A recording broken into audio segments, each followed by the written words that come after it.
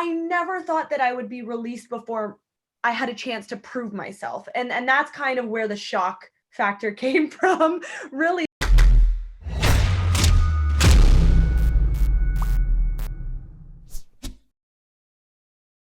All right, welcome to the show. Thanks for having me. I know this background and I feel like I'm speaking to someone who's on the major pod network right now. I just told him, I'm like, it's so annoying that I have to sit in your little background and that I don't even have a corner of the house that is mine, that is like pink with roses, or I don't know, whatever my corner would look like. But here we are. At least here I am right here. So Okay, if I squint, maybe. yeah, Okay. zoom in a little, and there I am. Yeah. So there's a little bit of you, but your hair is covering it now. Yeah, right. So you've had a weekend now to digest this news. How are you feeling? At first, I was kind of emotionless and just like, I guess, confused. And my way of handling that has always been to go into overdrive with, like, what's next. That's always the way my brain has worked in everything. So even when I became the Impact champion, literally that night, what's next? Yeah. What am I going to do next? I've always been that way. It's kind of been like not a good thing as well for me. It's been good and bad. I do feel like it's been good for me this time around. It's been good that I've just like focused on what is next. How am I going to get my name out there? What do I need to do to kind of kickstart my career back into like the wrestling world and everything. So I feel really good now. Like, it's crazy. It's only been a couple of days, but it feels normal now, kind of. Sure. Well, you're kind of able to follow in the footsteps of your fiance. Like I had a very similar conversation with Matt a year ago, and he was the most positive person about everything. And I feel like that's exactly how you are right now. Yeah, he has been, oh my gosh, so great.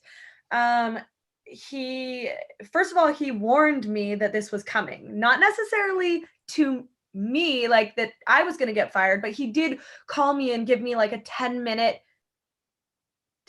gap in between the time that he told me people were getting let go and between the time I was let go. So he gave me that warning, and then I texted him and I said, okay, I've been released. And I'm not joking. He was home within 30 minutes and already my pro wrestling tees was up. Like all these things are like, he's like, go, even harder than I was. I think that's kind of the same way I felt when he was released. I was like, okay, what do we need to do? What do we need to think about? It's nice to have someone on the other side of things, kind of like keeping my head clear. And he's so positive. So it's been really nice. I've been able to bounce all my ideas off him, and he obviously has great ideas, as we've all seen for like the past 15 years. So it's awesome. Nobody hustles harder than him.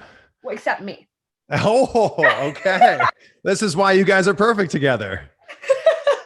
So when you found out that other people were being released, were you like, there's no way that I'm going to be included in that? Yep. Yeah, absolutely. That's actually exactly what I thought. I'm not going to lie though. Like, hearing that Billie Kay was released, that was a shocker. And that did make me question, like, whoa, okay, so Billie Kay was just on WrestleMania last week. It hasn't even been a week. And now she's released. What does that mean for the rest of us? But I never thought that I would be released before I had a chance to prove myself. And that's kind of where the shock factor came from. Really, it's just like, but wait, I never got to show you guys how good I am.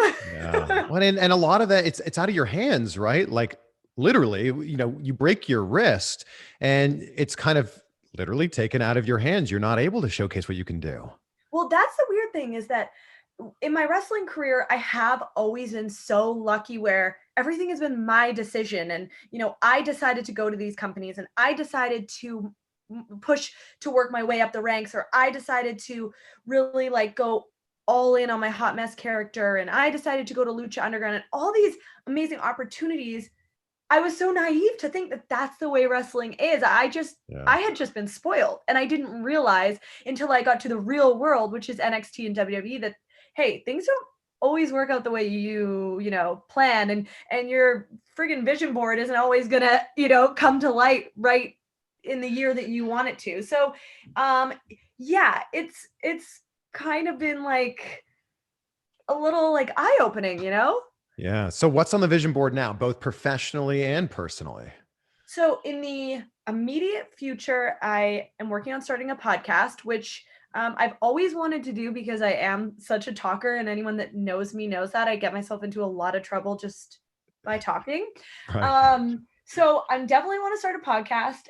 That is going to be, I think maybe I'm going to start tomorrow within this next week. Wow. Yeah, we're just going to go Congratulations. ahead, just going to jump right in. I'm not going to think too much about it. And then, I would like to get back to what I loved doing, which was stunt doubling and a little bit of acting and anything that allows me to talk. So Yeah. Well, wrestling too.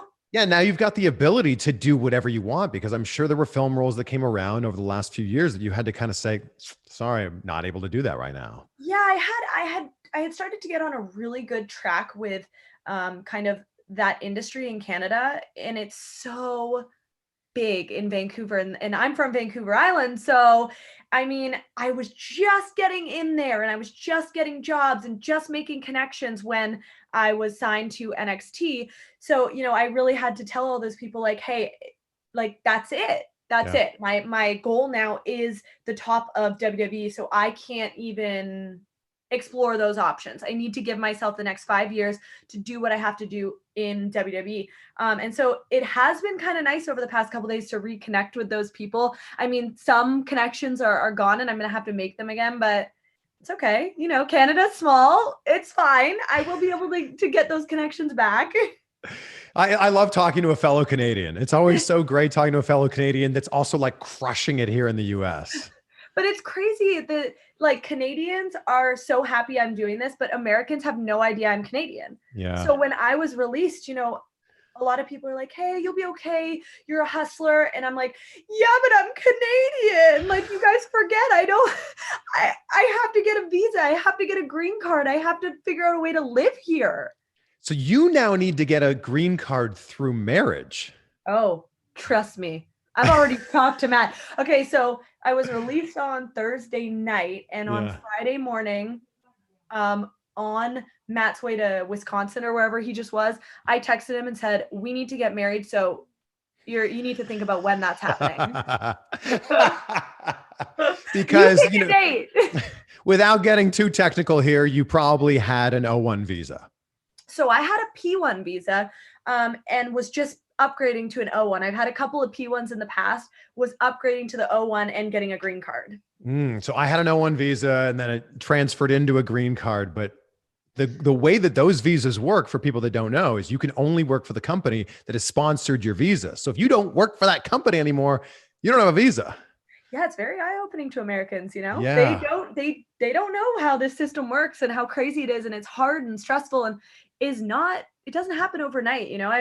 I had to work really hard to get those visas and spend a lot of money. I'm with you. So you were supposed to be married 4 months ago. You guys were planning to get married on New Year's Eve, right?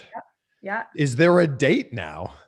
There's no date, and there's not even like a possible date. That's kind of the craziest thing. My poor wedding planners, like sitting in Vegas, like, what's happening? Like we really threw around all these options. Once we canceled our New Year's Eve wedding, we threw around options of doing it in California, maybe, at Miz and Maurice's house, or doing it in Florida at Disney World, obviously because of Matt, or going and doing it on New Year's Eve, this coming New Year's Eve. And I can't plan anything knowing that my family can't get into the country and back easily. I just can't do it. And luckily Matt's totally okay with that. Like at this point, we've been engaged for 2 years. So yeah, we're like forever going to be friggin' engaged and never married.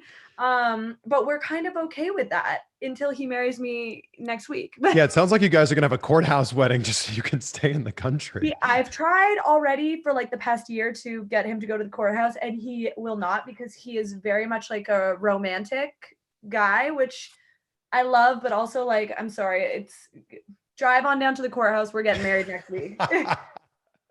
When was the last time you were able to see your family?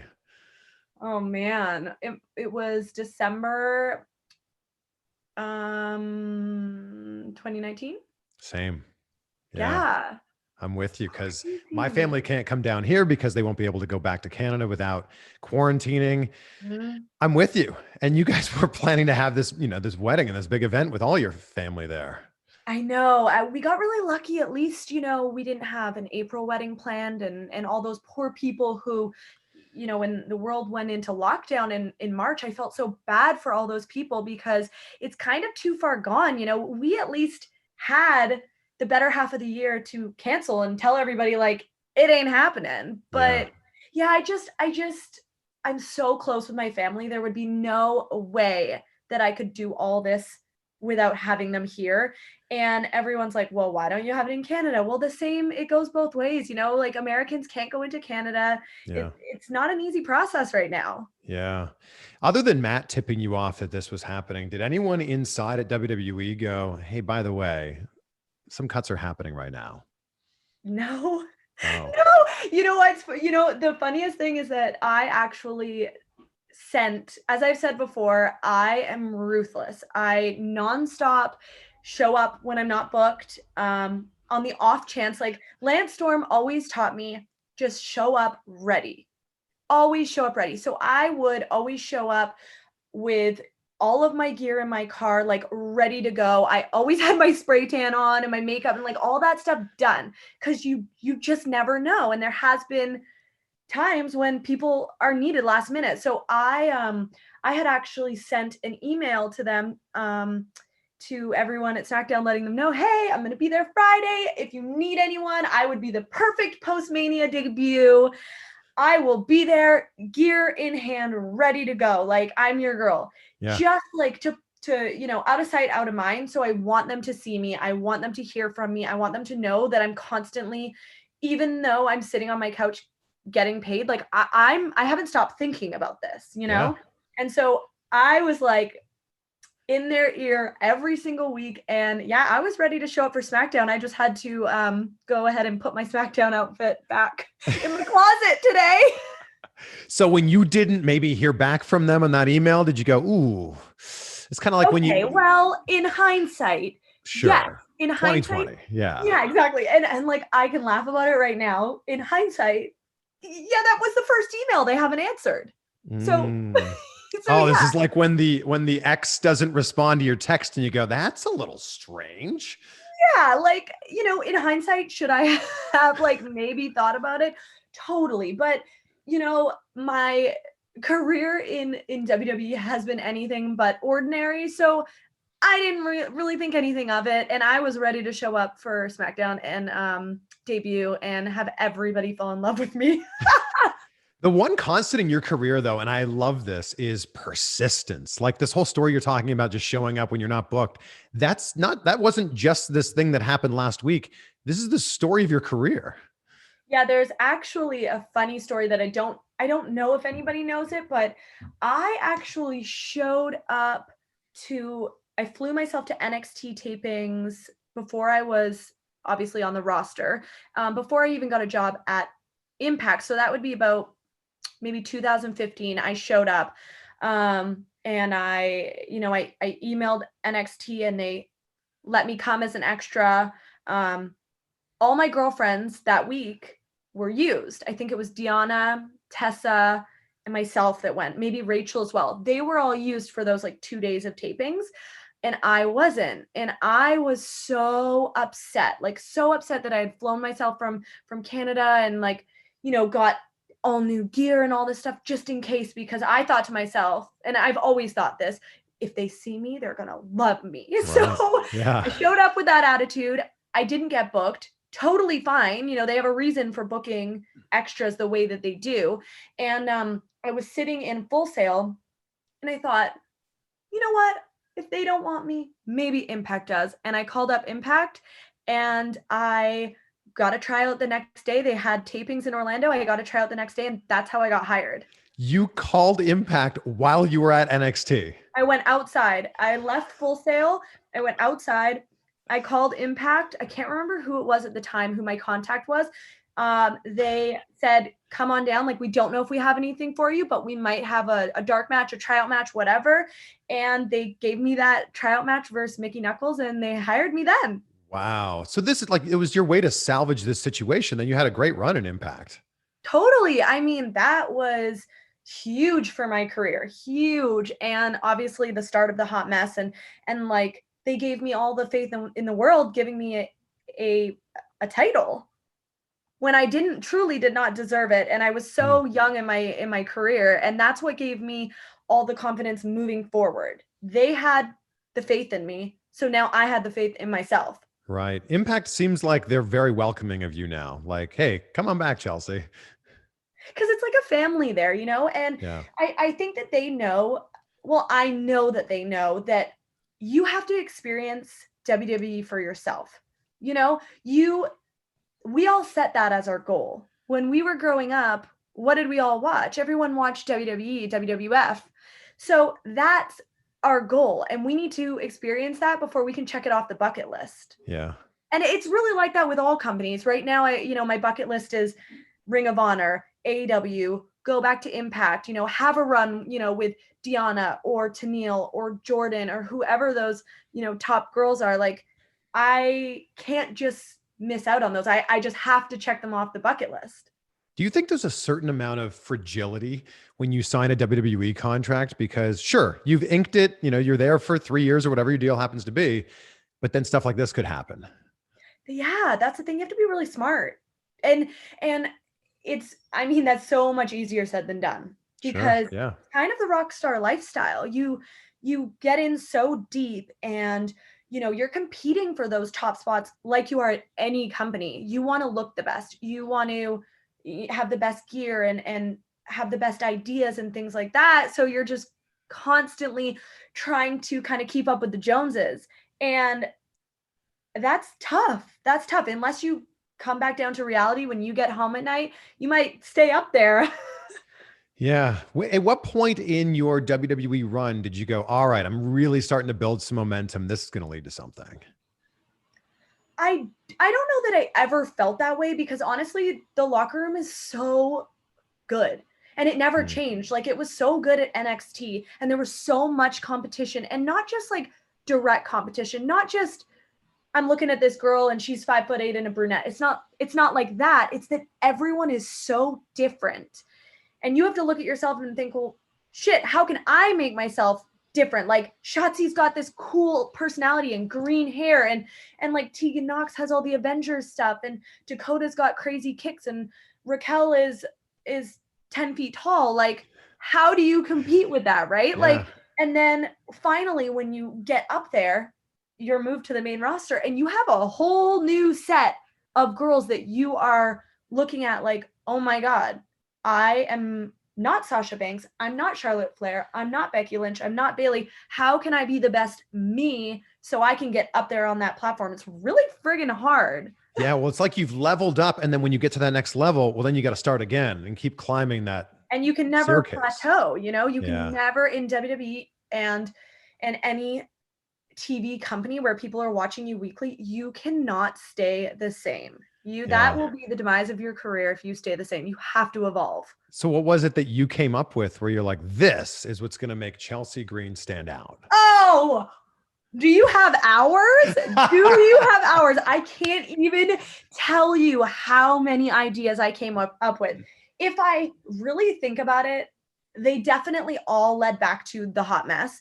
But with that being said, it wasn't the hot mess like you saw at Impact. It was a different hot mess. I really tried to pitch a darker, creepier hot mess that you could relate to, and not just relate to like the girl at the bar, more so relate to like any psychotic person you've had in your life. It might be an ex-boyfriend or girlfriend. It might be a crazy mother-in-law. It might be like your deranged sister or brother who's like, who knows? Like, it could be anything. But I was always working on ideas that led to me turning into the hot mess, because that's just what I love. I just want to do character work. I don't need to wrestle. I'm totally cool with not wrestling. I want to tell a story. I would think what's difficult is you built up this character in Impact that, really made a splash. And then you sign with WWE and you kind of just have to start from scratch again because unfortunately the audience doesn't completely cross over. Yeah, that is another thing that I think I was naive to. I didn't realize that those worlds, they don't necessarily 100% cross over.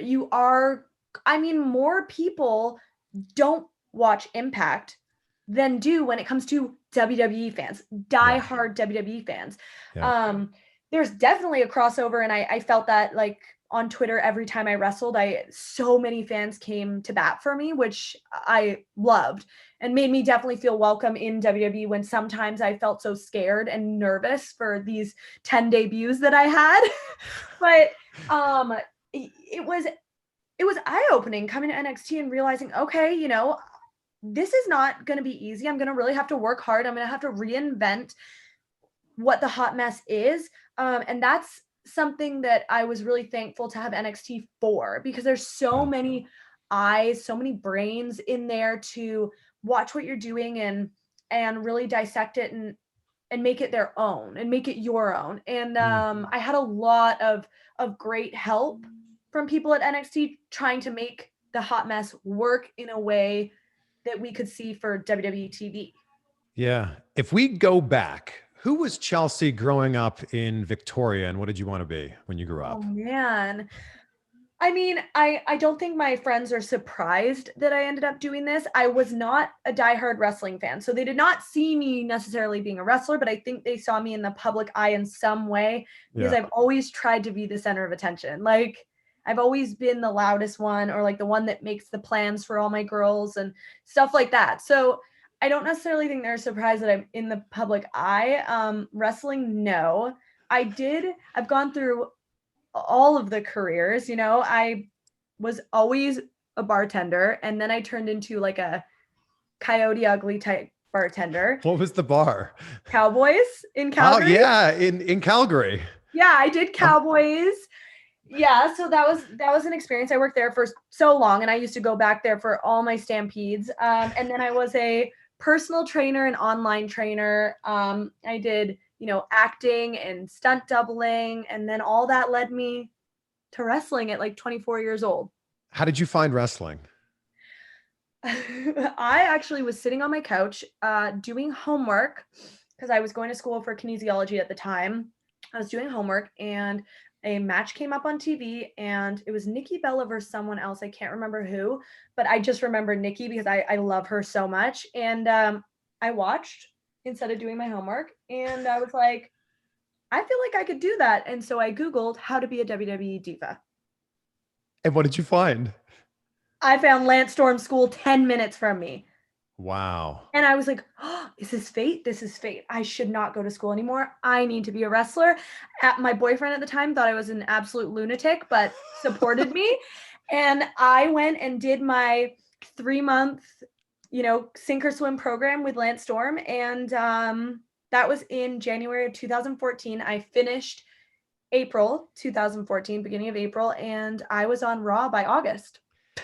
This has to be fate. That one of the best wrestling trainers in the world and one of the best wrestling schools in the world happens to be 10 minutes from where you're going to school. I know. That's the thing. I was like, oh, I looked it up.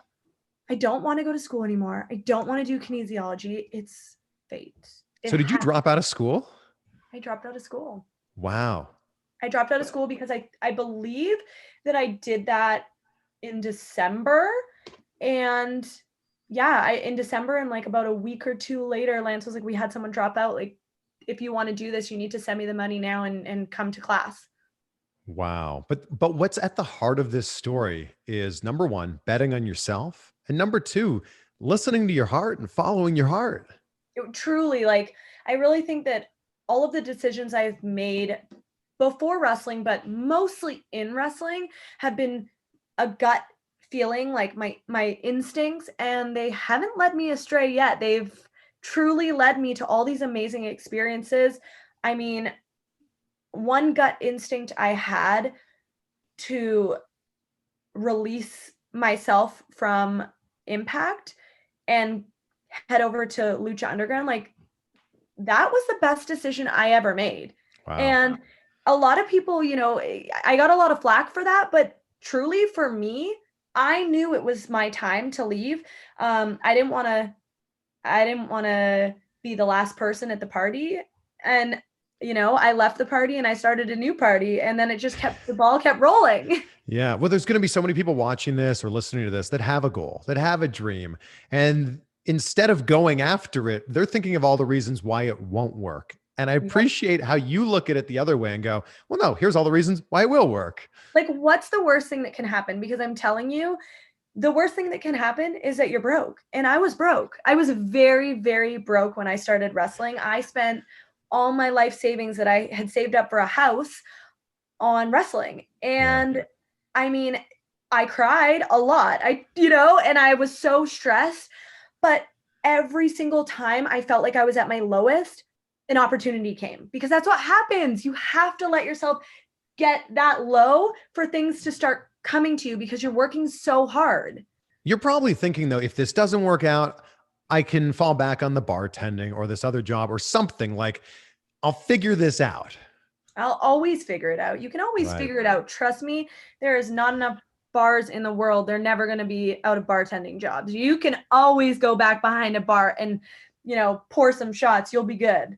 And I feel like, not with the bartending, but this is where you're at right now. You're going, this is going to work out. Like, this is just a little bump in the road. Actually, look at you. You're smiling through this whole thing. You're completely fine. No, I feel totally fine. I mean, like, are there moments where I'm just like, oh, poor me? Okay, you know what? You're allowed to have a pity party. My dad and I always say this.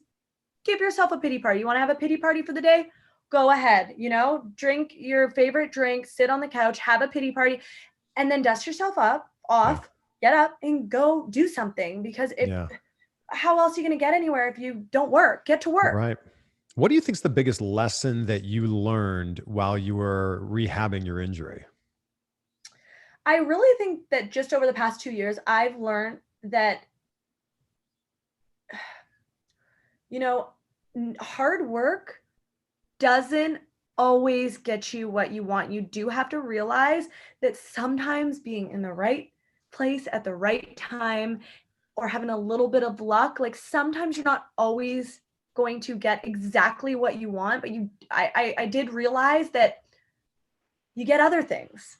You might not get what you want or get exactly what you imagined, or, the exact picture that you had made for yourself in your head, but you're something else great is going to come from this. And breaking my arm twice, I was so mad at myself. I was so angry that this could happen, especially the second time around. The first time it happened on my debut in front of the Full Sail crowd.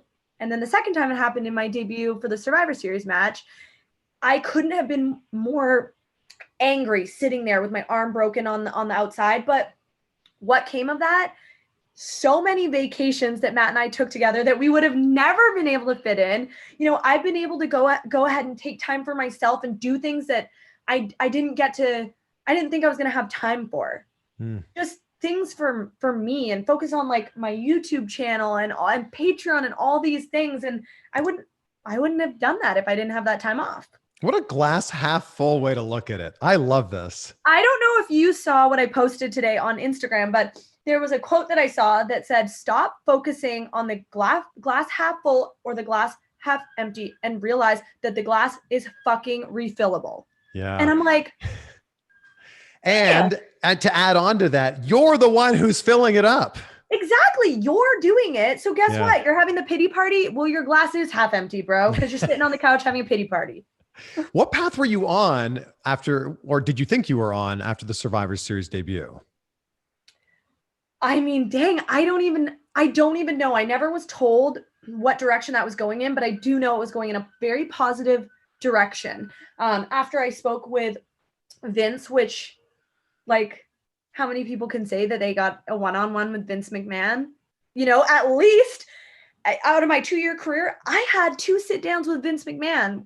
Not many people can say that. So after that conversation and how positive I felt, and then debuting 2 weeks later in that Survivor Series match, I felt like the world was my freaking oyster.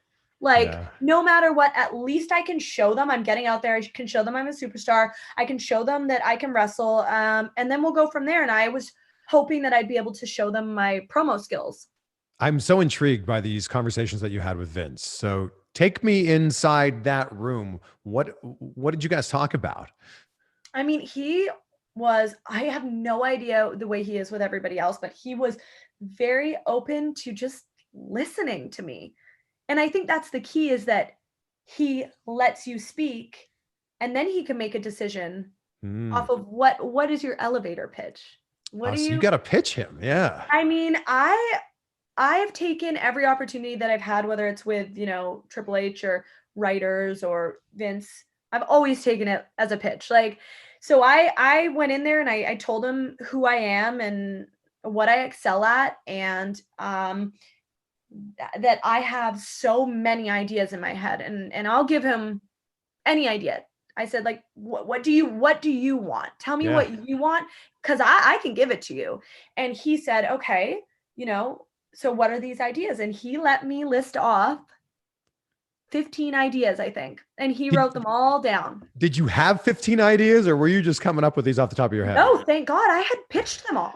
So I had them, and I knew in my head, I remember every 15 because I sat there and typed them out. You know what I mean? I've gone into detail about these. Every single pitch that I have, I do the same format.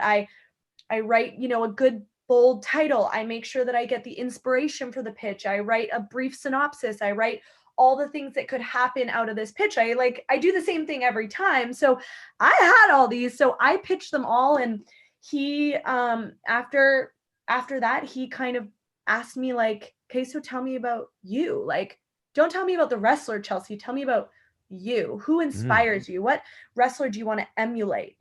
Whose career do you want to emulate? Tell me about your family and all this. And it was kind of crazy because it just felt like I was sitting in front of my dad, just chatting, and I went in there like shoulders up to here, like so nervous. And by the end I was like, my buddy Vince. Like, so who is the person that you want to emulate? So I said to him that the person I would like to emulate, which I haven't even told him I said this, but was Miz, because I want to entertain and I want to build an empire off, honestly, like self-deprecating stuff, like funny stuff. And I kind of did that and started to do that at Impact. And I haven't been able to show that side of me at WWE, but I have zero like pride in the sense that I don't care if I lose. I don't care if I look dumb. As long as the people are laughing or booing or cheering, I'm good. And that's what I told him. Miz will forever have a career because he is so entertaining. And that's what I want. I want to be here for the next 20 years entertaining people. Yeah. And Miz is a great example of that. I mean, he's coming up on 2 decades in WWE.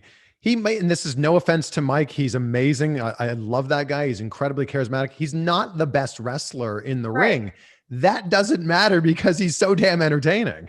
Well, and I actually said that to Vince. I said, you know what? I'm not a great wrestler and I'm not trying to be. And he laughed and he was like, no, I have seen you wrestle. You're a good wrestler. And I was like, well, thank you. Okay, thank you. Well, thank you. I didn't know what to say because then I'm like, I'm going into my like self-deprecating mode. Like, I'm like, okay, well, anyway. And I know that you mentioned in the interview with Sean Ross Sapp that like the main roster was your main goal. And there's a lot of people who would classify themselves as a wrestler who are like, no, I want to showcase my talents in NXT. I'm guessing all of these 15 gimmicks and pitches that you had were like a top level main roster character. Yeah, they were always, something that I could see on the main roster. I am not the girl who's going to put on like gloves and spar with people. I'm not going to grapple. Like I'm never going to pretend to be someone that I'm not, because that's when fans turn the TV off. They just totally disconnect. And that's why they connected so well with the Hot Mess. And I knew that because so many fans had told me that. Like, you have no idea how many times I had, either a fan or someone in the locker room come up to me and say, I saw the funniest thing that reminded me of the hot mess. Or I went to the bar the other day and this girl was carrying her shoes. You should do that. So I did it. Like all those things that I did came from fan suggestions and coworker suggestions. And so I just, all the characters that I continue to pitch were all things that someone could relate to on the main roster. We could build this ridiculous character and the people in the back, as well as all the fans, are going to relate to this. When I saw the movie Promising Young Woman, I thought that's the hot mess. I mean, there's obviously a great twist I haven't watched it yet, but I'm dying to watch it because I thought the same thing when I saw all the trailers. Yeah. I feel like you might have inspired this film. I don't know. There's obviously, you know, a very dark twist in this, but you'll see. We love a dark twist. We love that. It is dark. Who was Laurel Van Ness to you? Well, I mean, it's so weird because I have always just seemed like I'm always just like Chelsea Green. So I didn't necessarily connect with Laurel Van Ness until she was the hot mess. And I really do think that people can tell that. If you go back and watch, I was acting. And any movie that you watch, you don't want to watch someone acting. Yeah. You want to like just totally believe everything you're watching. And I kind of cringe at some of the earlier Laurel Van Ness stuff because I was trying to be a mean girl. I was trying to be like this bitch, and it was just awkward. And you know, now I do have better acting skills, I think. I hope I have better acting skills, but also I think that no matter what character you jump into or what your name is or whatever, you really do have to create a backstory for yourself, and all those things I just didn't do. I jumped into Laurel Van Ness, and so I don't truly know who Laurel Van Ness is.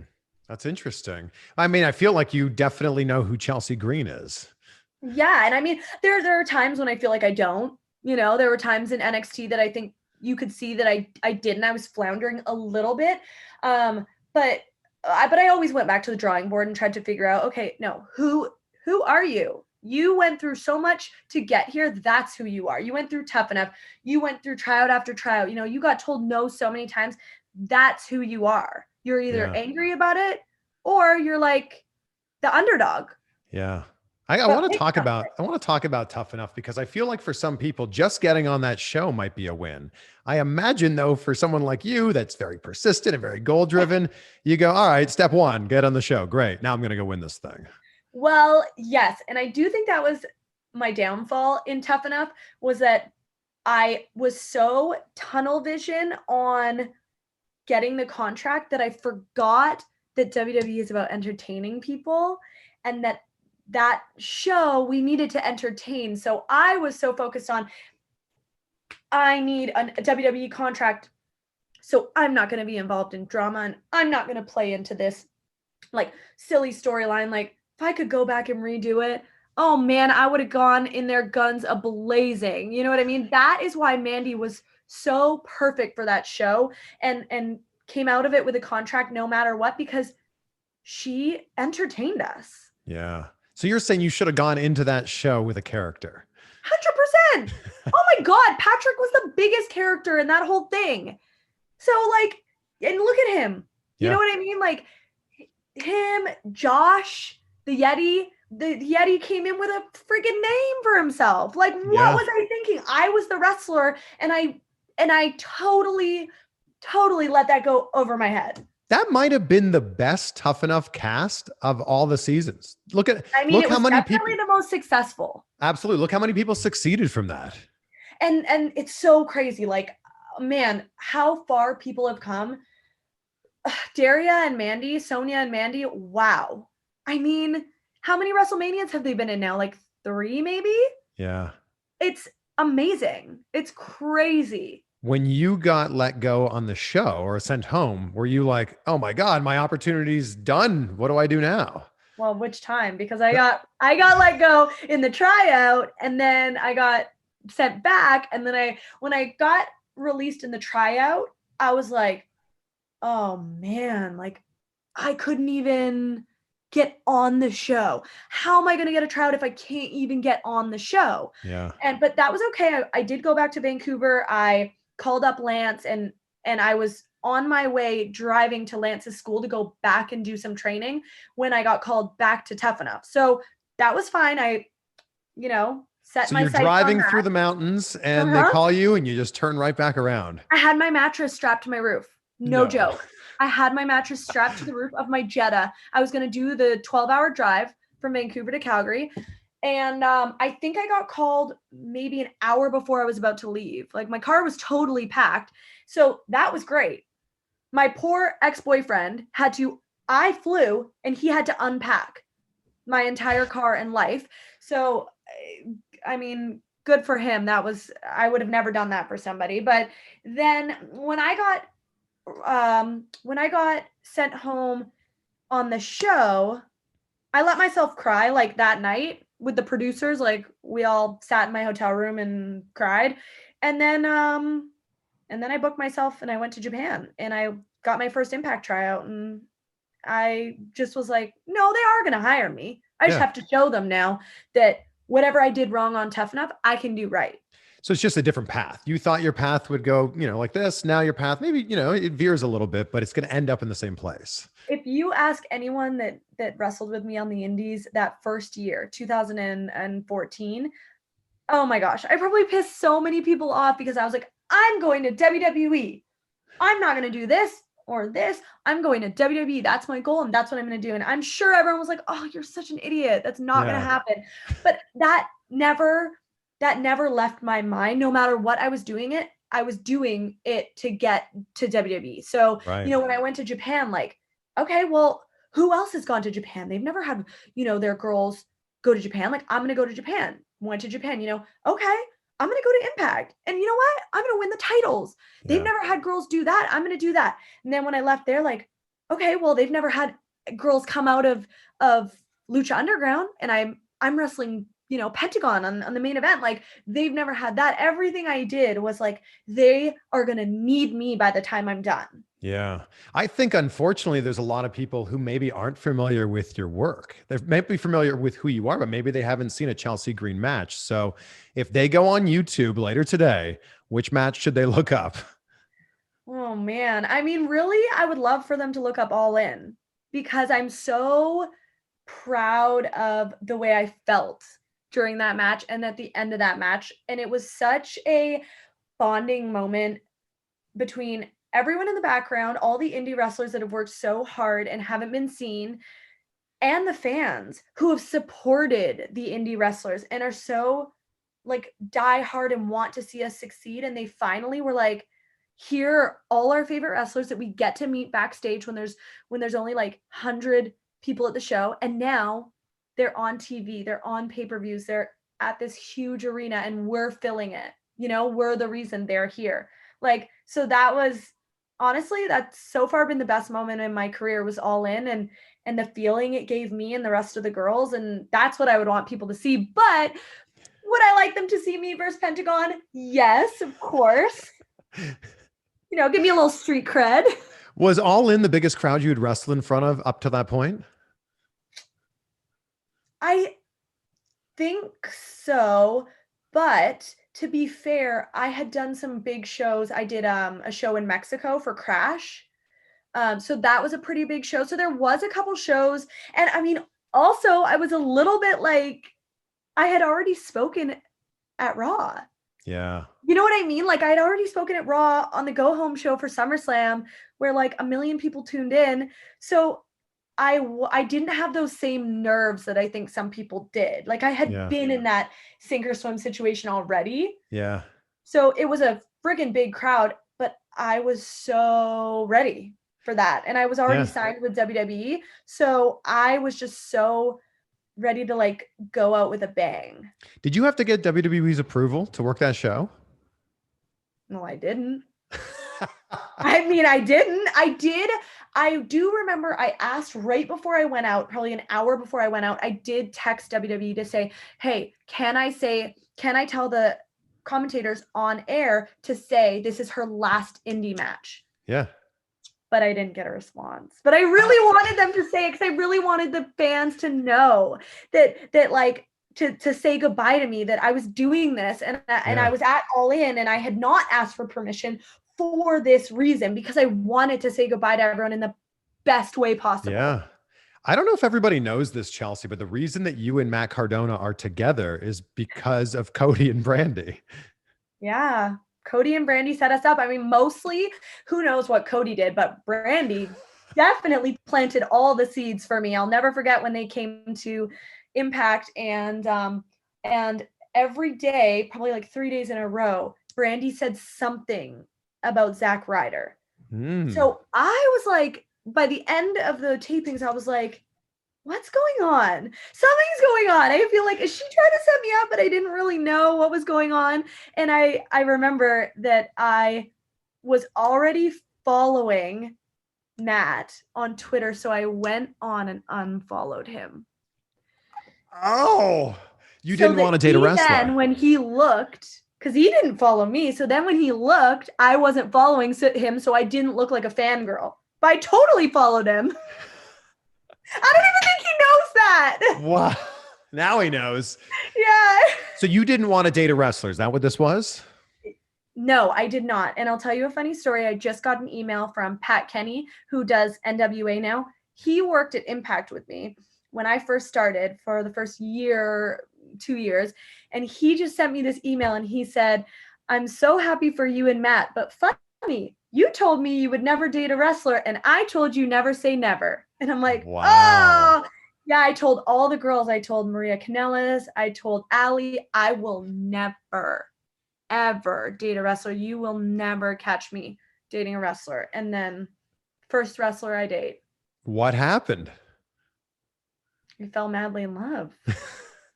So bad. I mean, Matt's pretty lovable. I mean, it kind of has worked out with, 3 cats and a dog and a house. I feel like we're doing well. Yeah, I'd say so. So, I mean, did you immediately knew that you liked him after your first date? I was pretty standoffish after our first date just because I was like, I'm not going to date a wrestler. But I will say he was persistent. He messaged me every day for a month straight until our second date. And then after the second date, I was like, oh, this is it. Like, I love him. That's that. And he was totally the same way. So you guys waited a month between your first and second date? Yeah, wow. We had our first date at a terrible sushi restaurant, and then I had to go back to Canada, and I had a bunch of like stunt doubling stuff I had to do and indie shows I had to do. So I was in Canada for a month, and so we had our first date in January and our second date like mid-February. So Matt took a page out of your book, out of the persistence handbook, and just kept peppering you to see if this would work. Yeah.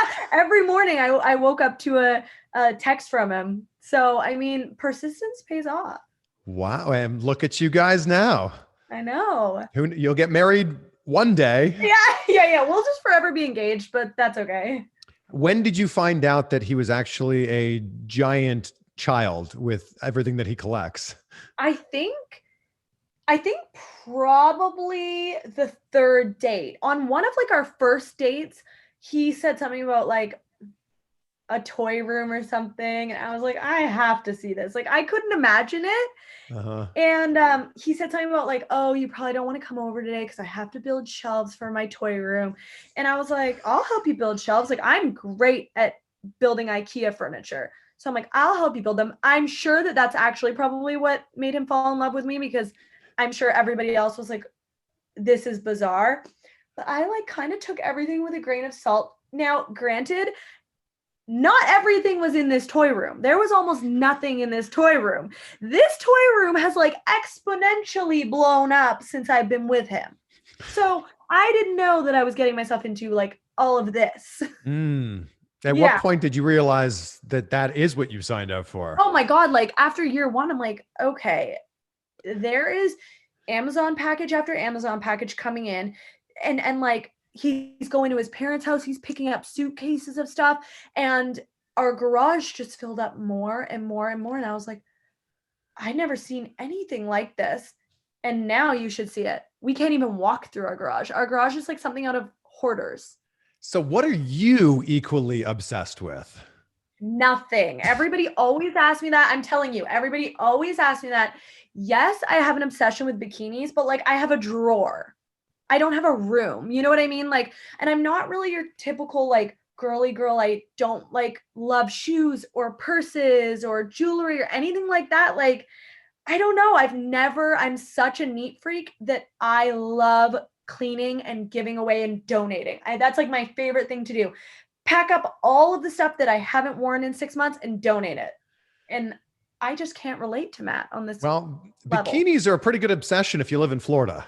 I know. Well, that's like such a great obsession to have now. I'm just laughing at this whole situation. I know. You're so good to Matt. Oh my God. Honestly, like some of the things that I've unboxed and found at the front door, I mean, it's something else. I think the thing that's most impressive about him, and now you have a chance to do this because you're not under contract, is basically really let your true personality out for the world to see. Matt loves action figures. Now he has a podcast about loving action figures that everyone can see. So I'm excited to see your YouTube channel kind of get rebirthed here. I'm really excited just to figure out what it is that I want to show the world. You know, like I do show the world a lot through my Instagram, but I'm trying to figure out like what makes me me and why do people want to come to my channel and why do people want to come to my Instagram? And I'm trying to figure that out by putting things out and seeing how people react. And that's what's kind of fun about this is just seeing what sticks. Yeah. Well, I mean, obviously, a lot of your fan base is wrestling, but not all of your interests are wrestling. So I feel like we're going to start to see a lot more of that. I think that's the difference between myself and a lot of wrestlers is that I didn't grow up being a diehard fan. So my passion lies elsewhere. Yeah. I work and I when I'm at work, I focus on wrestling and I do what I have to do to entertain in that way, but there's so many other things in my life that I love that got me here to this crazy wrestling world. Yeah. Are you taking acting lessons right now? Funny enough, I just actually signed up for an acting course that Billy Kay did. She recommended it to me because she's Hey. obviously amazing and her acting skills keep getting better. And I got kicked out already. What? I haven't even started and I got kicked out because What? I'm going to Hawaii in mid-May and that's when the very first lesson is. And I guess you can't miss the first lesson and they won't let me Can't. Yeah. pass. I know. So I got kicked out of my acting class. So I'm waiting for them to re-sign me up in September. So you need to take the next session is what you're saying. Yeah. So I gotta wait, but that's okay. I've got a couple of acting coaches that like are freelance that help me out. So they FaceTime me and kind of like are gonna, help me brush up on my acting skills. Is this an in-person acting class? This one is in Florida because, Florida has no rules. Yeah. So this one is, I think there's only like maybe 10 people in the class. So it's really Perfect. small, but all my other ones that I do are all just via Zoom and Skype and stuff. I feel like we're going to see a completely different Chelsea in the next like 6 to 12 months. I can't wait. We're all excited about this. Where do you think is the biggest missed opportunity for you in your WWE run? I just think like not being able to see me talk and not being able to see that character side of me. Yeah. I think that that's something that even the fans didn't know I could do if they didn't watch Impact or if they didn't watch me transition from the hot mess to Reclusa on Lucha Underground. They don't know that. And so I'm really excited to show people that. I'm really excited to show that, I'm not what I seem on my social media, which is just, a girl in a bikini or like a girl trying to wear like cute outfits. Like that's not at all who I am in the ring. Who is Victorious supposed to be? That was another character. Yeah. That was going to be me, I guess. So it's a little confusing because I did get told that my name was going to be Victorious, which I loved. I thought it was I love how short and easy it is. I love how many puns can come out of that and like names for finishing moves and submissions. And I loved it all. Victorious was like, when I heard that, I'm like, wait, are we kidding? And then when they weren't kidding, I was like, okay, wait, I like that. I can work with that. Kind of sounds like a 90s stripper, and I like that vibe. And then I went out for the Survivor Series qualifying match, and my name was Chelsea Green on the screen. So I'm not totally sure. I think that I was going to debut the name Victorious or the name change in a promo after the match.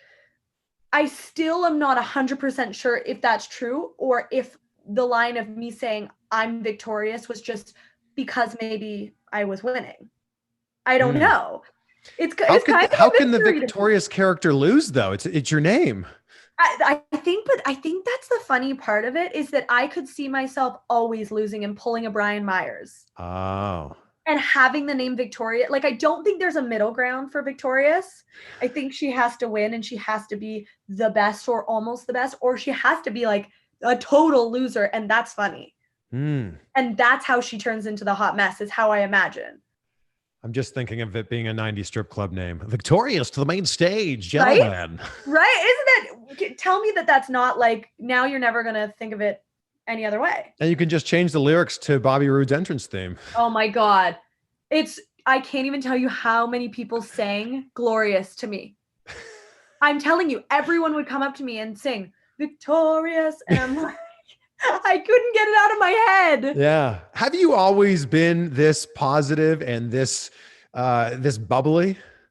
I think I've gone through things in life and I've been told no enough times to just force myself to be kind of have a positive outlook. My parents are very, very positive, and they do kind of push me when I'm feeling down or having a pity party, and we make jokes about it. And I think that also helps. But I've been told no so many times that at this point, it's just like funny to me. Like, okay, fine, say no. And I'm just going to show you that you're going to regret that. But it's really been since I started wrestling, I think.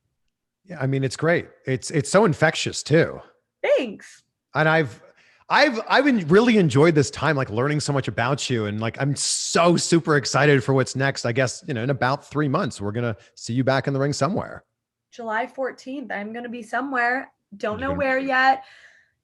Don't know what's going to happen, but I'm feeling really good about, having my creative freedom to turn, the hot mess into whatever it is that she's going to turn into. I love it. I end every interview talking about gratitude, and you'll see it behind me here. Be great, be grateful. I think that if you can be grateful, your life will be great. So I'm really curious, Chelsea, what are 3 things that you're grateful for in your life right now?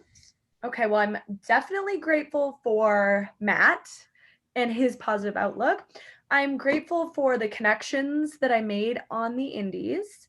And I am grateful for the fact that I ticked WWE off my bucket list, and now I can focus on whatever comes next. And I feel like the door is open there. I feel like your time in WWE is not done.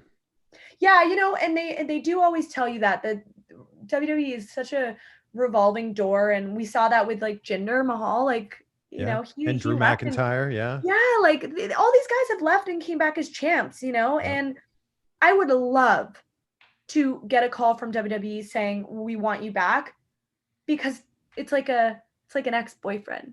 You always want to hear from them and have them like come crawling back to you. But it'll be really, really nice to start fresh at all these other companies. Yeah. And to work with all my friends. Before we wrap this up, what do you think is one thing that Matt has taught you? Definitely to grind. I thought I knew the grind, but he has a totally different outlook on grinding, and it's so much more intense, and he never stops. He's always podcasting, or he's on his phone putting out every single thing that's on social media is put out by Matt, and that's huge. And I've learned like the grind never stops, and I'm hoping to get to his level of grind, but we'll see. I'm working my way up there. What have you taught Matt that he now applies in his life every day? To relax. Definitely. He tells me all the time, like, you're so carefree. Not everybody can be that carefree. Not everybody can be so relaxed. But I'm like, no, you actually can. You actually can. Because guess what? If we, you know, I don't know, we get a hole in our tire, you can get it fixed. Yeah. If we spill stuff all over our papers, we can go reprint papers. We're good. Yeah. We are good. We're living such a good life. We don't need to stress about the little things. Love He's that. still learning that. He needs a little practice. And what's one thing that Lance Storm has taught you that you still keep in your life every day? Definitely just like respect, like inside and outside of the ring, just like treating everybody with respect, never ever looking past someone if you think that they're down here and you're up here. None of that. Like, you just mutual respect is key. And I think that's why I'm not really afraid to talk to people or speak my mind, maybe to the people that have power, because I respect them equally just as much as I respect, the person in the locker room that might not be getting booked with me. Yeah. The best is yet to come for you. I hope so. Oh, it absolutely is. Thank you for hanging with us for this past hour. Thanks so much for having me. I can't wait to hear your podcast too.